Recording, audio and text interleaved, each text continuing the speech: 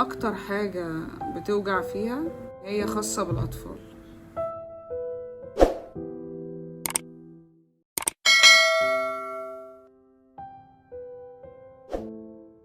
السلام عليكم، يا رب تكونوا بخير.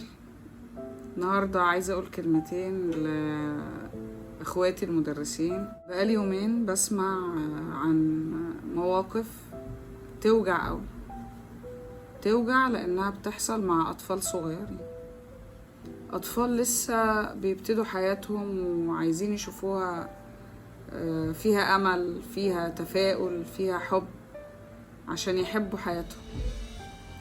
انما للاسف بيصطدموا بواقع صعب قوي وأليم. يعني ابسط حاجة نقولها عليه ان هو واقع أليم.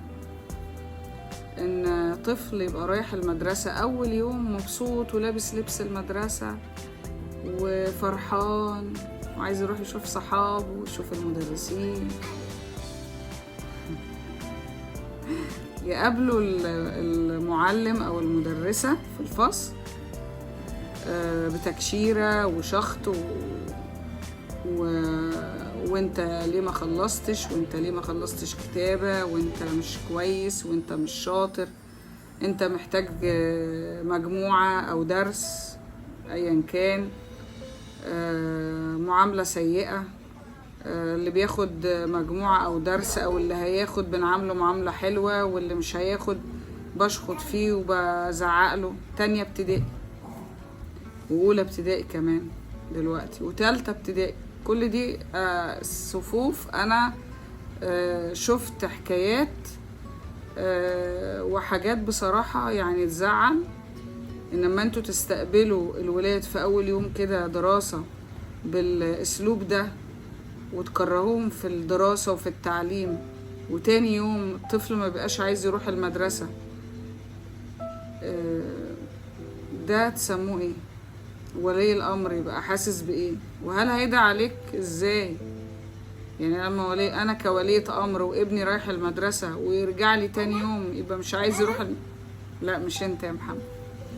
وابني يبقى مش عايز يروح المدرسة تاني يوم وعمال يعيط عشان الميس زعلته او ضايقته في الفصل، مش عشان حتى هو عمل حاجة غلط، زعل زميله او كان مش لطيف او عمل موقف غلط في الفصل، لا ده عشان تديله درس او عشان تديله مجموعة.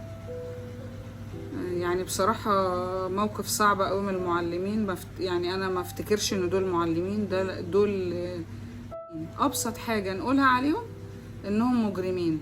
مجرم ان هو يكره ابني في المدرسة وان هو يخليه مش عاوز يتعلم.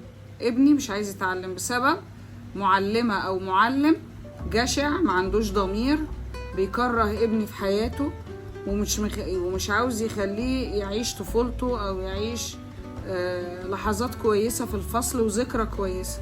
المعلم الصفوف الاولى ده هو اللي بيفضل مطبوع في ذهن الانسان فترات طويلة، يمكن طول حياته. انا بفتكر المدرسة بتاعتي في سنة اولى ابتدائي لغاية دلوقتي فاكراها، وازاي كانت بتعاملني بطريقة لطيفة وبتحبني وحببتني في الدراسة وفي المدرسة. انا مش عارفة انتوا بتعملوا كده ليه. مش معنى ان الحياة ضغط عليكم وان الظروف صعبة ان انتوا تعملوا مشكلة نفسية للتلميذ في الفصل. يعني قلنا مش معنى ان انت ظروفك المادية صعبة ان انت تأثر على الطفل بالطريقة الجشعة دي. انت ممكن لو عايز فعلا تدي مجموعة او تدي درس بتحببه فيك، بتعلمه كويس، بتعلم فيه بمعلومة حلوة يروح يقولها لمامته او لباباه، ده انا اتعلمت كذا اتعلمت كذا، ده الميس عملت لي كذا. هتخلي ولي الامر طب ليه انا ما اديش عنده، ليه ما علمش ابني لو عنده قصور في حاجة، ليه ده المدرس ده كويس واخلاقه محترم. انما معلم ما عندوش ضمير وما عندوش اخلاق ومكره ابني اصلا في الفصل اللي هو رايحه، خليه يروح له مش عايز يروح المدرسة. مش عايز يروح المدرسة، خليه يروح له وقت اضافي كمان بعد المدرسة بالعقل كده، بالعقل.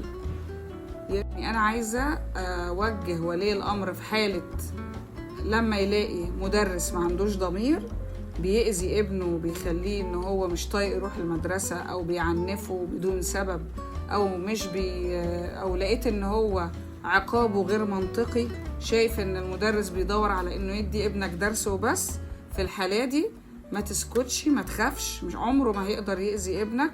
لازم على طول تتوجه لإدارة المدرسة وتحاول تشوف ايه الموضوع وتقول للمدير. المدير ما اخدش موقف وحللك المشكلة، هتلجأ للإدارة. عمرهم ما هيسكتوا لو لقوا حالة زي ديت. ما تسكتش وما تخافش، عمر ابنك ما هيتأذي. اوعى تسكت عشان هتأذي ابنك بسكوتك. المعلمين الأفاضل يراجعوا نفسهم شوية ويراجعوا ضميرهم ويتقوا الله في ولاد الناس. مع السلامة.